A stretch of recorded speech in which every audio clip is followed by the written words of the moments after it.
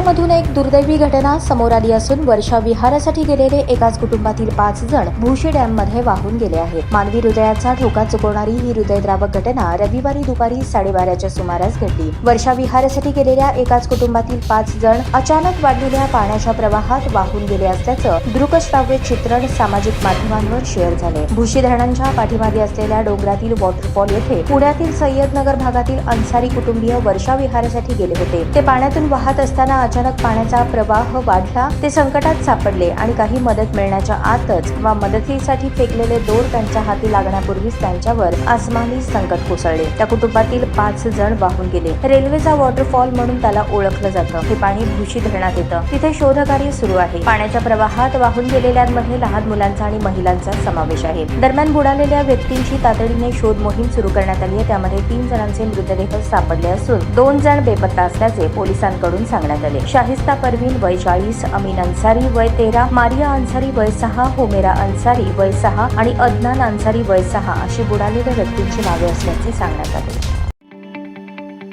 ताज्या बातम्या पाहण्यासाठी प्राईम महाराष्ट्र न्यूज चॅनलला सबस्क्राईब करा।